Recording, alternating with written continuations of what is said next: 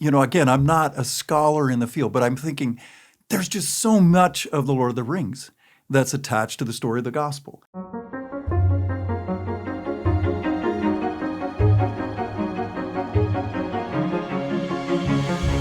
We are so fortunate to be here with a table of scholars and also just lovers of the literature of J.R.R. Tolkien and C.S. Lewis. I'm here with President Robin Baker, president of George Fox University, one of the longest serving presidents of a university of this type in the country right now. President Baker, so great to have you here. Oh, it's a privilege. A lifelong lover of C.S. Lewis and J.R.R. Tolkien as well. So one of his many rare talents here at the table. Dr. Jason Lepojärvi is professor of theology, has really a C.S. Lewis-centric research and teaching agenda. Jason, we're so happy to have you here to bring your expertise to bear on this. And Gary Tandy, professor of English, has a book on C.S. Lewis's use of rhetoric, and I think also a lifelong lover of the literature itself. So great to have you here, Gary. Good to be here. Gentlemen, thank you for doing this. I wanted to just go to you first, President Baker, and just ask you this broad question. Why is C.S. Lewis still so popular today? Isn't that extraordinary? I mean, it seems like just decades ago, this was like World War I, World War II, 20th century, and Tolkien. What has remained the popular appeal of these characters, not just to academics, but like just to average everyday readers? Why? What would you say? Oh, gosh, I'm not, I don't know about average everyday readers. I think for me, at least, the connection came as a result of my reading in graduate school. So other people opened me to C.S. Lewis and to Tolkien both. And it was in reading their works that my own faith was emboldened. In other words, they wrote in such a flavor that was both intellectual but also common, so that Lewis in his works, Mere Christianity, he aimed that entire work towards a common audience, not really towards academics. And he asked many of the questions I wanted answered. So I suppose in some ways, the way in which he approached the topic of Christian faith enabled a common person, a non-expert in English or in literature, to listen and engage him in a conversation about how the faith works in life. So for me, that was the reason. I always thought Tolkien was just the story. There was the great story of The Lord of the Rings is one that resonates with people, evil being countered by great good. Right. And the willingness of a culture over time to engage that idea of what is it like to continue to fight for the good against what seems to be a never-ending evil and to win it in the end. Yeah, do you think that Lewis was he one of the last major figures from the 20th century that could really kind of speak to all of Christendom, if I could put it that way? Whereas now the world has become so fragmented and there are so many voices out there on social media and so on, and yet he had these iconic books. Mere Christianity began as a radio address or a series of radio addresses, I think. Were these figures the last to really speak in that way to a more unified world? Or do you, I don't know, Dr. Lepojärvi, do you think that that's a fair way to put it, or is that overstating it? That's too difficult. Lewis wasn't one thing. He was several things. And so it's hard to copy him. Malcolm Guy, the Lewis scholar and a poet, was once asked this question, and he said, well, there's been many attempts to be Lewis, but they all fail because they only capture like one of his 7 hats or roles. I see. So his becoming a world-renowned intellectual figure in Christian apologetics is partially luck too. When the radio talks that turned into Mere Christianity, which becomes a bestseller, he had no intention of writing Mere Christianity. It was just 15-minute talks during the Second World War. And later the idea was that, well, let's turn these into a book. And he changed the order of it, and suddenly it took off and becomes one of the best known and most read books in Christian apologetics. I think that much of it was unintended and luck. Yeah. Professor Tandy, I wonder what you think from a literary perspective about Tolkien in this respect. Like, why has the Lord of the Rings story endured? President Baker mentioned the good and evil battle. Is there something about the literary quality or the fact that they were made into a film, 3 films in the way that they were, that kind of cemented that staying power? Yeah, I think films has something to do with it. I think I would probably point first to just the universal themes that he deals with in the book. So friendship, the power of that, courage, as President Baker says, good versus evil. I mean, all of those things are still very current, right? And a lot of what Tolkien writes about can be applied to any culture, any age. The technology questions that we have today, I think, are brought up in The Lord of the Rings, for instance.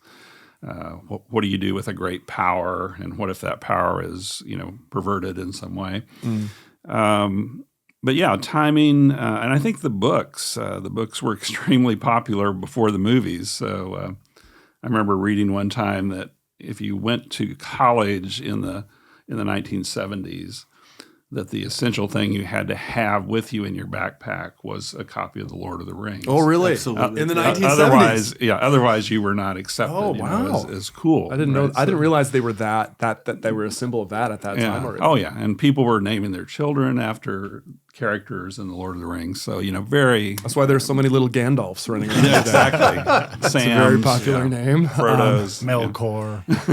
I'm curious if, like my colleagues here, I always thought that to some extent the reason for their popularity too was their imagination.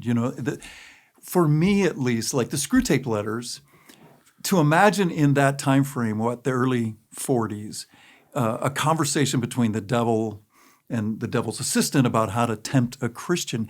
And it appeared in journals, right, not in a book form at first, invited people to think about the Christian faith in ways that aren't direct, they're kind of indirect.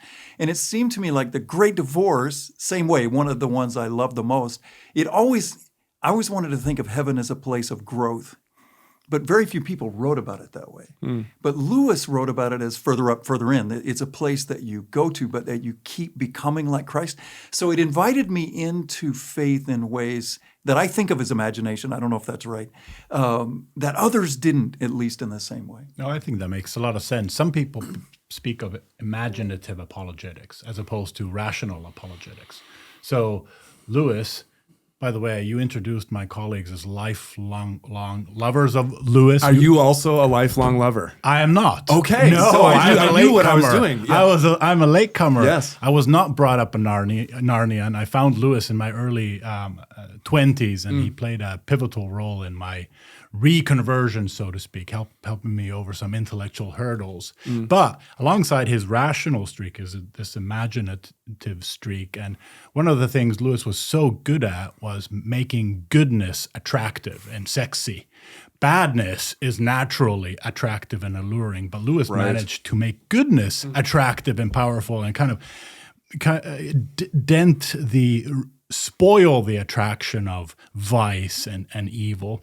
And in the Cosmic Trilogy, for example, what we're not supposed to call the Space Trilogy nowadays, because of the false connotations of the word space as opposed to the heavens, he turns this popular trope upside down, where usually science fiction back then was the evil aliens coming to threaten us. And Lewis says, well, why do we suppose that's how it's going to happen? What if we are the interplanetary cosmic threat, and we pose a threat, and we carry with us the burden and the poison of original sin? So that's very interesting. That's startling. Like, hey, this is an interesting new way of looking at it, which is very topical, by the way, with our recent lust for interplanetary travel. Yeah. I wonder on this theme of imagination, if I could ask the three of you, any of you can jump in on this. There's a kind of a popular image out there that Tolkien didn't like the idea of allegory. The idea like the Lord of the Rings doesn't stand for some other world. It just is its own world. Whereas maybe like in the Chronicles of Narnia, maybe the most famous thing, at least in fiction, that Lewis wrote, there's an idea some people have, and maybe you can say whether you think it's true or not, that it is allegory, that you have this character Aslan and he's a lion, but he's also like Jesus, and it's very obviously there's some correspondence there. Is that a fair way to look at the two authors, and why did each of these authors write in the mode he wrote in, as opposed to some other mode? Yeah. We're all looking at you, Gary. That's a bit... Because he's the English professor. Yeah, so... Well, the first thing I would say is Lewis would disagree that he wrote Allegory. So he said the Chronicles of Narnia, he said it's not allegory, what he called a supposal. And so Supposal? a supposal. Like a supposed thing. So in other words, the way he put it was, suppose that there was this other world called Narnia, and a Christ figure entered into that world. What would that look like? What would that be? And I think that's a good corrective, because I think some people with Narnia, if you go too much down the allegorical path, you can go wrong. So in other words, people look at Peter and they say, one of the children, oh, well, that must be the Apostle Peter, and so there has to be this connection. And it doesn't always work out that way. Having said that, yeah, Lewis was had a much more of a tendency to allegory than Tolkien did. I think Tolkien was concerned that people were going to take the Lord of the Rings and apply it to the Nazis, or apply it to nuclear power or something like that, and therefore limit the meaning and the context of the book. So, a couple of thoughts. I think Tolkien went too far. He protested too much. I don't believe him when he says in his letters that there's no message here, no political, no moral, no whatever message, religious message. I don't think that's quite true. I think he goes too far in correcting these mistaken attempts to find allegories, like the obvious one that people thought was mentioned repeatedly was that the ring was the atomic bomb. And he's frustrated because he thought of this story long before nuclear energy. So it can't be it.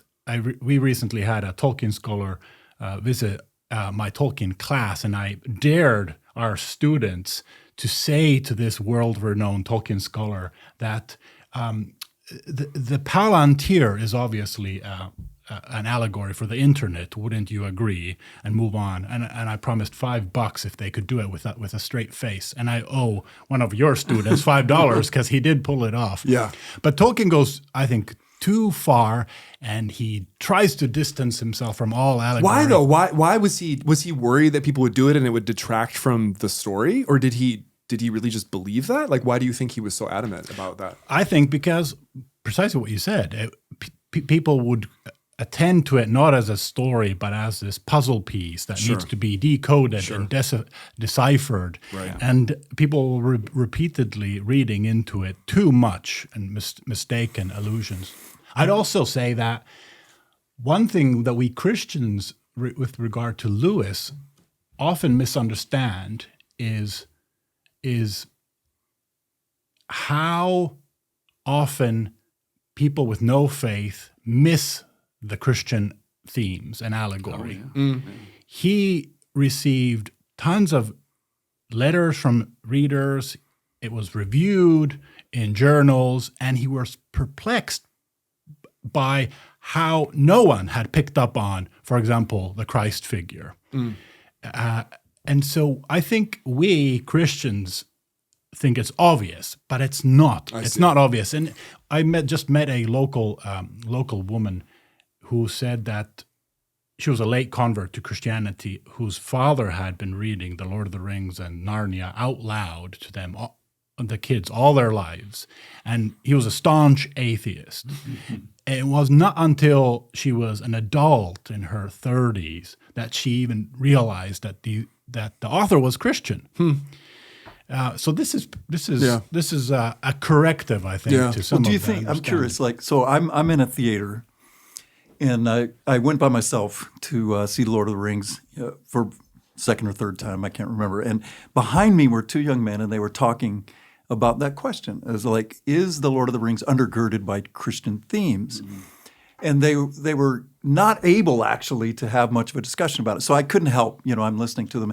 And for me, again, I'm not a scholar in the field, but I'm thinking there's just so much of The Lord of the Rings that's attached to the story of the gospel, whether that's the friendship, the group that is employed by the great wise hero Gandalf, right, to get together to counter evil in this context, that it's the halflings that are chosen as the ones to accomplish the mission, not the strong, right? It just seems like there are so many themes. So what I've always thought is that even though it's not allegory, it's still the imagination taking the themes that are common to the Christian story, which wouldn't wouldn't Lewis regard it as the true story, or Tolkien, right? That what's really great about the gospel is it's a story that's housed in every culture, but in Christianity, it's true. So it's real. I don't know. That's the way I've always thought about it. But. Can I ask you then as a follow-up, Robin? I mean, does this question then make sense? Like if someone said, well, if you read The Lord of the Rings or The Chronicles of Narnia and you don't see the Christian frame,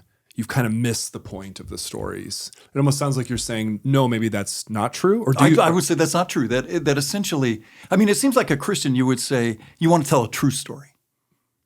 And the true story is apart from trying to connect it to the Gospels in particular.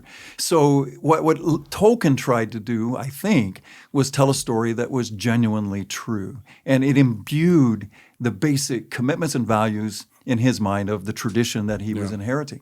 So I think that's true, but I defer to my English and my theological colleague to give it. Well, I think the thing that Jason's already said about how many people can connect so deeply with the stories without seeing that frame shows that people can connect with a true story without having to have this other layer put on top of it or some other kind of correspondence. I mean, it's interesting to see what both authors said about their work, right? So Robin's statement made me think of Tolkien has a famous comment where he said, The Lord of the Rings is a Catholic work, unconsciously at first. And Tolkien was a Catholic. Yes, Yeah. and then later in the revision more intentionally.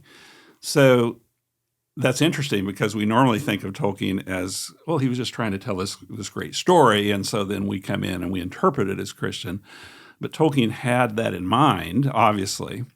And he didn't do it directly, but yeah, there's themes in there that you are unmistakably Christian, you know, right? Or Catholic. That's what I think with the ring, where your treasure is, your heart shall be also, right? I mean, it's just like on some levels obvious when you begin to see it in those frames. Yeah, and he had this concept of the eucatastrophe, you know, the idea that you have these last-minute rescues and so forth in the story. And then in his essay on fairy stories, he connects that to the Gospels specifically. You know, he says the Gospel story itself is a eucatastrophe. You know, the death, burial, and resurrection of Christ is something that was an unexpected thing, right? That, in a sense, fooled the devil, right? He never would have expected it. Just as Sauron is fooled in The Lord of the Rings because he never would have expected them to destroy the ring once having that power in their hand. And then you go to Lewis, and Lewis said about Narnia, well, I was just trying to tell a good story. I wasn't necessarily, you know, trying to preach the gospel. But then you have contradictory statements where he says things like, well, you know, I wanted to kind of give a fresh view of Christianity and get beyond those Sunday school, you know, kind of associations. Sure. Bypass defenses. Yeah. The Watchful dragon. Past the watchful dragons. Sure. Well, they could be complicated artists as well and thinkers who could do multiple things and maybe had different reasons for emphasizing, you know, their different angles at different times. So I think in a way they each make some interesting, almost contradictory statements about their work. And so maybe both are true. You know, you can read them as stories and get a lot out of them. You can read them as versions of the gospel and get a lot out of them as well. Yeah, I think both Lewis and Tolkien would say, no, you're not missing the point if you don't catch on, see, analytically, consciously see these Christian themes. Part of this imaginative mode of writing, especially Lewis had a lot to say about that, was not alerting your analytical mind. He has this analogy, the difference between looking at a sunbeam that's cutting through a dark tool shed and looking along that sunbeam. These are two completely different visions. And looking at the sunbeam would be in this analogy, would be this person who's trying to decipher the Christian code. Mm-hmm. Looking along the sunbeam would be this person who is fully imaginatively embraced in this story. Mm-hmm. And Lewis thinks that there are some things you can only have in the latter mode of perception. For example, you can give a lesson of dogmatics and explain the doctrine of the resurrection or forgiveness by looking at the sunbeam. But you cannot taste what forgiveness means by looking at things. You have to step into it. And so you are sabotaging, you are preventing this taste from acquiring this taste if you're taking an overly analytical approach to these stories, and you're missing out on a lot. Is probably something that Lewis would say. Yeah, that makes sense. We've been in this conversation just implicitly talking about these two men together, Lewis and Tolkien, Tolkien and Lewis. They've been associated famously as friends, as collaborators. Why do people talk about them together? Would they be proud to be known historically as a tandem in that sense? What was it about their biography and their friendship that basically has cemented them together in people's imagination? Well, they submitted themselves in many ways together, whether that was through their, as we all know in his biographies, so Tolkien and Lewis get together as part of a reading group, essentially, that read ancient myths, and they read them in the ancient languages that they were written in. So very unique and unusual. This is a group called the Inklings. It was called the Coal-Biters, I believe, before it was previous called the to the Inklings. Okay. So it preceded Same it. group, but multiple names. Same group, and Yeah. they called them that see. because they sat around these coal fires and they see. got so close they could, bite the coal, I suppose, in some ways.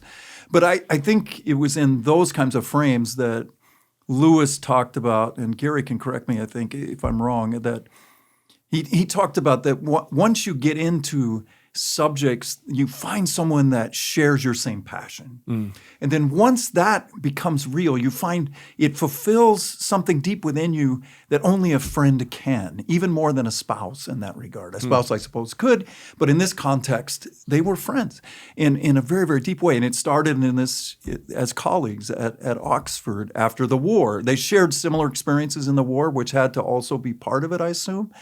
But then they met, I can't remember, weekly or often. They drank, they fellowshipped. And you're talking a relationship that began when Lewis was not a follower of Christ into the 1960s until Lewis's death. So this is a friendship of 40 years. So I think you would call it a friendship that is deeper than most that we would know today, and involved others as well that, as you noted, became part of the Inklings for sure. So Yeah, and that's all true, and kind of how they got together. I mean, I guess I would say that if you want to say what did they kind of bring to each other in their friendship, I think it's different for the two. I think Lewis would probably say that maybe that the most important thing Tolkien brought him was faith, because Tolkien, as Robin said, when they first met, Lewis was an atheist, and so these late night walks with Hugo Dyson and Tolkien and Lewis, where they talked about myths and they talked about Christ and they talked about could any of this be true, eventually led Lewis back to faith. And so I think Tolkien was key in bringing Lewis to that point. And then I think Tolkien would say Lewis's encouragement of him as a writer is probably the thing that he brought most to the friendship. Tolkien has this amazing statement where he says, had it not been for C.S. Lewis, The Lord of the Rings would never have been written or published. And just stop and think about that for a while. I mean, that's just an amazing statement. And so Lewis was an encourager of his friend, because obviously Tolkien didn't have any intention when he first started writing these stories about hobbits. Well, they started as stories that he told his children, and then he wrote them down, but he still didn't have any intention of publishing them because he didn't think anybody would be interested. And Lewis kept saying, no, you have to keep going. You have to do this. You have to publish this. And so, it's an amazing friendship. And later, fast forward, I don't know if Tolkien ever knew this, but recently it's been discovered that Lewis, towards the end of his life, nominated Tolkien to be the recipient of the Nobel not Peace Prize, but Prize in Literature. Wow. He did not get it for some reason, but the letter exists, and you can read the letter. Holly Ordway, a Tolkien Lewis scholar, in her recent biography on Tolkien's spirituality, she says something interesting. She also says that Lewis may have reciprocally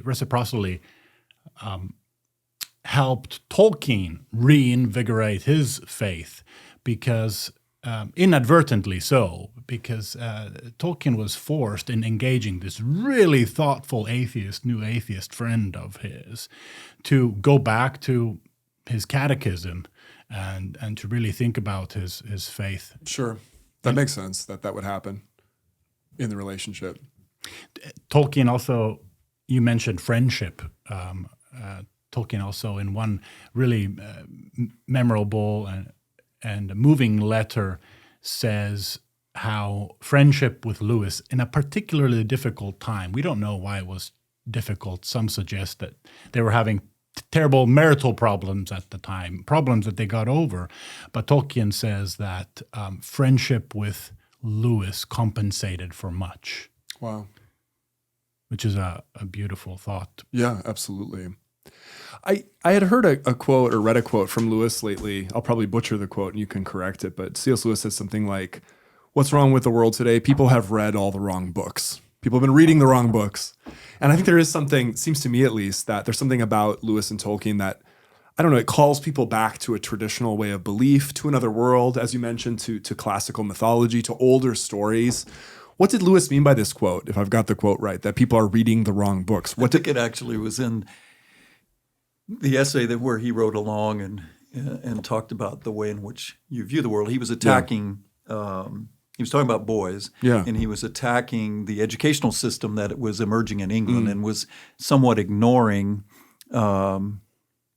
medieval text and the texts that had become powerful within the culture as a whole. Yeah. So unpack that statement, though. What do you mean by that? Reading the wrong books? So they had no grounding in great stories. And so they were unable, these young people were unable to create stories themselves, having only been, in his mind, read the most appropriate sociology text of the recent day or engaged in some type of social science literature. In other words, the overcoming of rationalism, that everything in education had to be focused on vocation or had to be focused on some type of rational learning, although he wouldn't have excluded that, but it left aside the emotional side of the human being and the great storytelling that had become a part not only of Western culture, but every culture. And so in reading the wrong stories, they were unable to even determine how to get back on track because they were moving in a direction that wasn't knowable in that kind of context. I mean, does that feel to you, though, like it's almost like a kind of conservative, reactionary type way? Because they were also very forward-thinking. I mean, if C.S. Lewis is writing about people traveling to space or, to some other world and so on. I mean, do you see them that way as essentially Lewis and Tolkien, if you want to go back? I mean, look, and here we are, like four white men talking about, middle age or older, talking about these two white authors. Like, are there reasons for people to read these authors today that you think is also oriented toward the future, or is also oriented toward women, or is also oriented toward non-majority culture people in the West? Or are they primarily kind of like a niche thing for men to sort of be in the pub and reflect on the days gone by and so on? I'm not saying you were saying that, Robin. It sparked that thought, though. I was thinking it was George Santayana, who's no Christian. His great quote is, "Those who do not remember the past are doomed to repeat it," right? So there's a sense in which not only the memory of the past, but trying to discern what was true about the past, what was common to our humanity, what helped us create community. Those are important to remember. And for them, I think they were captured in the great stories of the past, of which the Christian story is one dominant one, right? So to disregard those because of a commitment to a certain aspect of science would be the science fiction series is essentially building off that notion, right? A culture that has become completely committed to the notion that science leads one to truth in absence of everything else, is not a positive move. It's not. Lewis would often say, sometimes it's necessary to move backward in order to go forward. So it seems to me that that's what they're arguing for, is that you have to go back and understand what's true about your existence or common humanity. And then from there, you can indeed move forward, make the appropriate choices. But without that, you continue to be off base. But yeah, you mentioned four white males, this all-male panel, which reminded me of a curious fact in the reception of these stories, both the fiction and the nonfiction by Lewis, is that the majority of, for example, Lewis's letter correspondents were women. Oh, really? Many of them American women. So obviously, the themes that he was interested in and managed to talk about in a compelling way gained quite a broad appeal. And the same for Tolkien. Tolkien was not many people know this about Tolkien, but he was a pioneer for women's higher education in Oxford and deliberately associated himself, not only because he had a daughter at Oxford University, with the all-female colleges at the time, and a huge disproportionate of his advanced students were women. So you can only do this by design. And nowadays, the J.R.R. Tolkien Professorship of English Literature, I believe, rotates at Oxford among the formerly all-female colleges, which again is not a coincidence at all. When I've written a few studies on their friendships and their views of women, for example. And what I was most surprised by, especially in Lewis, was Lewis's, in a modern terms, very inclusive approach to friendship. Almost too inclusive for our taste. Radically inclusive. He in his conception of friendship, which Robin you mentioned, it's built around common interests. And Lewis goes as far as to say that friendship doesn't care anything about class, race, sex, income, past history. He's exaggerating perhaps, but he's trying to say that friendship can bypass these artificial borders that we create between us, and I think it's a very far-sighted, radical view at the time. Tolkien and Lewis would have been among the first generation to start forming real close, robust, stimulating friendships across the sexes.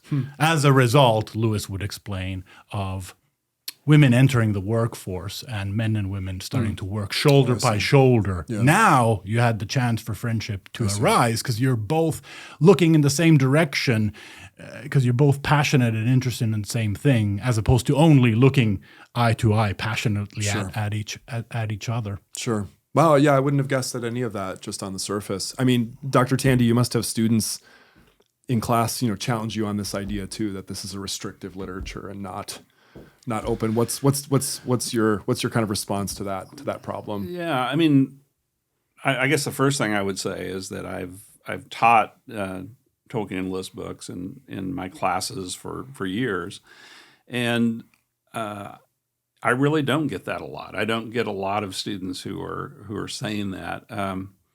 I tend to bring it up in class because I know that it's kind of something that's out there and something that students may hear.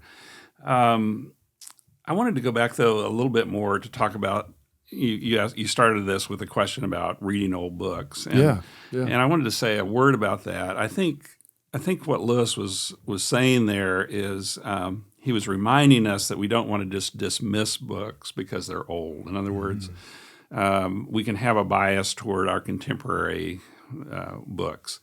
And Lewis was good at reminding us that even our age has its own biases and that we need to be aware of. And so going back and reading those old books is a way to avoid the contemporary bias.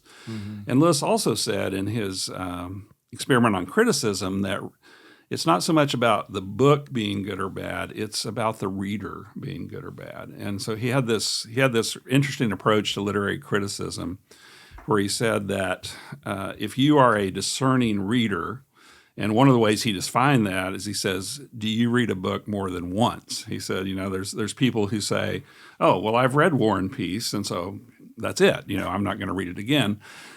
He said that person is not a reader. That person is a dilettante, probably is what I don't think he said that, but that was kind of the idea.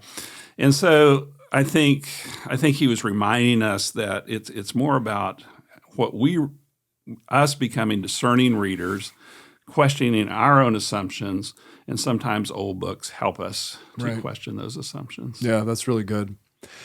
As we close here, and I know there's so much more that could be said on many of these questions, I want to ask about today, about our contemporary world in the 2020s. What do Lewis and Tolkien, in your view, and I hope each of you will weigh in on this, what do they have to offer to our contemporary world right now? Or maybe even as a thought experiment, if you would take it up, like if they were alive today, kind of a famous way of thinking about historical figures. If if Abraham Lincoln was alive today, if Harriet Tubman was alive today, if Lewis and Tolkien were alive today, looking out at our world, what would they see? What would be surprising to them? What corrective might they offer? What encouragement might they offer? Oh, tough one. Yeah. What do you think? That is a tough one. I have a friend who just completed his dissertation on Lewis, and he likes to say that Lewis and Tolkien will be read and topical for as long as the gospel will be relevant. Now, I'm not sure what I think about that, but it's a thought-provoking claim. Yeah. What would Tolkien Lewis be surprised about today? That's a really good question. It's all speculation, of course, right? But maybe one thing, given how pessimistic they were optimistic and hopeful, but they had deep pessimistic streaks in their makeup. They might be surprised that we haven't had a third world war yet. Yeah, them and everybody else. Yeah, 85, 80 years since the last one. We've had plenty of wars, but not a world war. That might be surprising to them. Lewis might be surprised by recent changes in the Church of England in terms of their teaching on priesthood and sexuality. Tolkien might say to Lewis, Tolkien was a Catholic, Lewis an Anglican, Tolkien might say to Lewis, "See, I told you so." But I think maybe the most important corrective they might be surprised and devastated to see how we've destroyed our attention, our ability to be attentive to the present moment. Many things have factored into it, but they would be alarmed and saddened because in their view, attention is the key to prayer and love. Like you have to be an attentive person to be able to be a good lover. Otherwise, you live a disorderly life, and you'll be a less effective witness and a lover in the world. So perhaps hopefully they would have some words of wisdom as to how to heal our fragmented minds. Yeah. No, that's very thoughtful. It seems to me that in some ways, the out of the Silent Planet envisions a world like we have. So I don't know that they would be that surprised, or at least that's one of C.S. Lewis's books. It's one of the space trilogy or the cosmic trilogy, as it's now known. So I think maybe the lack of moorings that our culture has, which has led to lack of attention, lack of reading ability, a lot of other things that would go along with it. But I guess I would think of it in a positive way, in the sense that what they might be happy about is they've left stories that enlighten our imaginations to think differently.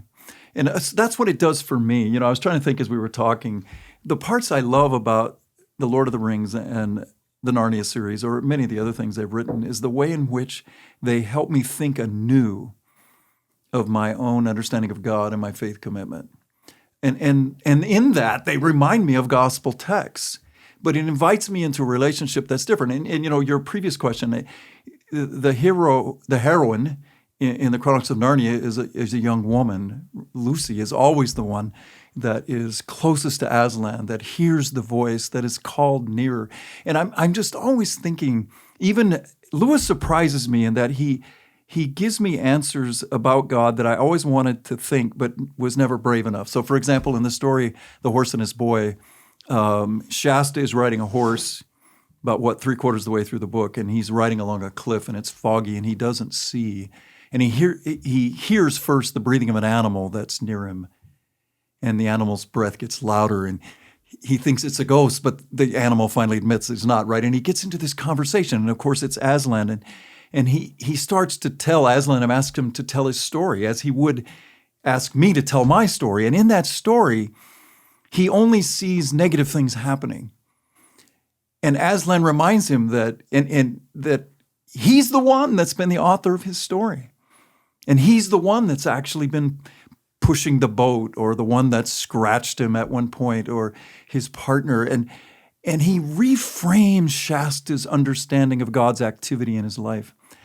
And when I read that story in The Horse and the Boy as an adult, I'm thinking, oh, what a new way to think about how God has been active in my own life. So it forced me to go back and rethink how God had been engaging me over time. And I think that's what at least Lewis, does for me. And it's the same in The Lord of the Rings, actually, in that things that happen I don't expect. And it puts me back in the place of the gospel, of thinking, oh yeah, Gollum I hate. But then he reminds me that he's a hobbit that has let sin take over his life. And all of a sudden, the hate turns into, remember when Frodo asks Gandalf? Pity. Yes. He should have been killed, right? He should have. Bilbo asked. It's Bilbo who asked. Yeah, why didn't Bilbo? Frodo asked. Why didn't Bilbo kill him? And he said it was pity that be careful what you ask for, because in the end, Gollum may yet control the fate of all humanity, right? And so being invited into a story that's unpredictable, that God's in control of, that's what I think they in essence leave us, is what you said, Jason, is that constant, from generation to generation, to re-envision anew how God is engaging you in your life. And I think that's a powerful piece, whether you're an intellectual or just, a common person. So yeah. Dr. Tandy, take it home. Well, I think there could be many things that they might be surprised about. I think they would regret some things about our culture. I think Lewis would be surprised that we still have this what he called kind of the mythology of science, almost this idea that we can put all of our hope, in scientific experimentation and progress. And I think that's particularly true with our discussions about AI today, and thinking about what it's going to look like if we have these transhumans, that are. And Lewis was very concerned about that in his own day, that scientists would become the conditioners that would mold, that would essentially erase humanity. I think he would be worried about AI probably. Yeah. I think Tolkien would be sad that we've continued to let industrialization destroy our environment and nature, because that's something that he was very concerned about in England in his own day. But I also want to, just to end on a more positive note, I want to take Robin's cue. And I think that both authors, and this maybe goes back to another question about why are these authors still read in spite of all the time that has passed. And for me, the thing I love about both authors is how they remind us of the importance of individual choice, the importance of the moral choices that we make. And there's two incidents that for me kind of typifies that. So one is in the Lord of the Rings when Frodo is at the Council of Elrond and he stands up. They're trying to decide, what to do with the ring. We know we have to destroy it. Who's gonna do that? And Frodo stands up in that company and says, "I will take the ring, though I do not know the way." And Elrond says, "I think you were meant for this task, Frodo. I think that if you can't do it, no one can." And then in Paralandra, so that's the Tolkien example. In Paralandra, you've got Ransom, who is getting ready to fight against the Unman, who's the representative of the devil on the planet. And Lewis has this passage where he says, all of the angels were, I'll paraphrase it, but it's basically, all of the angels were on their edge of their seats to see what Elwyn Ransom of Cambridge would do. And it's just such a wonderful moment where it's like, this choice that Ransom is making is not just affecting him, it's affecting the entire planet. It's affecting the future of these people. And so as long as individual choice is still something that matters, and as long as moral choices are still there to be made, then I think these authors are relevant, regardless of what's happening in the world. Yeah. Yeah, well said. You call that positive. I call it terrifying. But I think, wouldn't you agree? We've forgotten one thing. Wouldn't you agree that Lewis would be hugely surprised to hear that the second oldest C.S. Lewis Society in the world is here in Portland? Absolutely. Founded in 1972. Over 50 years ago. I think he would disbelieve it. Well, we will put a link down below in the video description. If anyone wants to check out that society, they may do so. Gentlemen, what a pleasure. I've learned so much. Thank you. And this is just a great orientation to these great authors and their works. Thank you so much for doing this. Thank you. Yes, sir. Thank Thank you. Enjoyed it.